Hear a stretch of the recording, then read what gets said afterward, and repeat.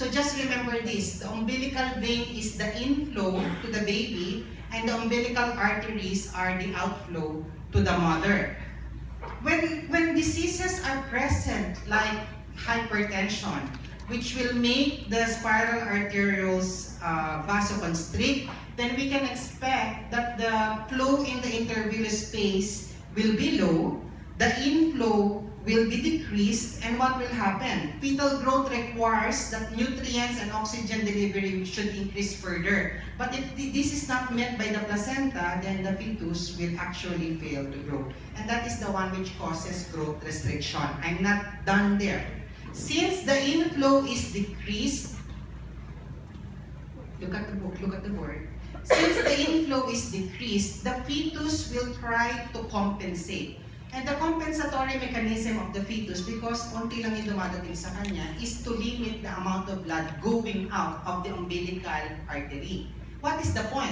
So that the remaining blood, kahit konti lang, can be distributed into the more important organs like the brain. Hindi ko palalabasin sa umbilical artery yun.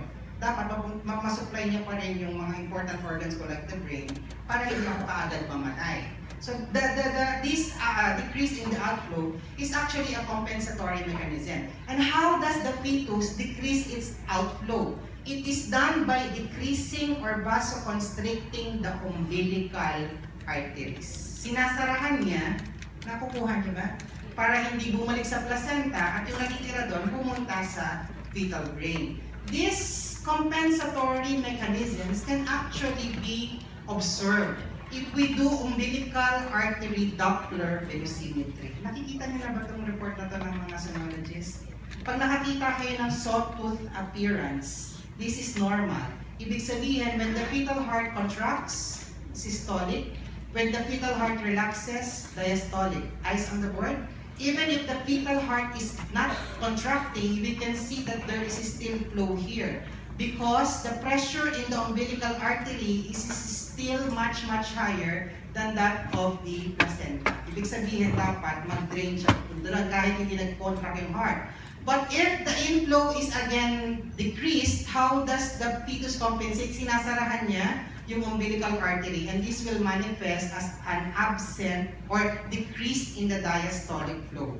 Further severity or more, if the severity of the IUGR becomes more serious, then the flow stops. Kaya nagkakaroon ng absent and diastolic flow. Pag ayaw nyo talagang padaanan at constricted ng umbilical artery, hindi lang yung stop. Bumabalik na rin yun sa fetus. Kaya nagkakaroon ng reversal in the end diastolic flow. Meaning, if you see or if the sonologist will report this, you now know that these things happen because the fetus is trying to compensate for its volume. And I also want you to realize, eyes on the board, that from the onset of IUGR until the fetus eventually dies, antepartum surveillance testing can be done to monitor the baby. I was asked this question, Doc, bakit hindi mo nalang i-deliver kaagad once IUGR is diagnosed? How will you do that? Parang hypertension din. Paano kung sobrang liit ng baby? Halimbawa, 900 grams IUGR, i-deliver mo agad kasi may pangit na yung loob. E di namatay din yun because of severe prematurity and extremely low birth weight. I am showing you this just to point out to you that from the onset of IUGR, pwede mo pang i-monitor ang baby until magkaroon ng fetal death. Of course, we don't want fetal death to occur. And you can see here that even if the umbilical artery is already reversed, malayo pa siya doon. So pag nakakita kayo ng reversal, huwag kayong madaling i-deliver. I will give you an algorithm later. Okay? Look at the diagram. The BPS also becomes abnormal, and the abnormality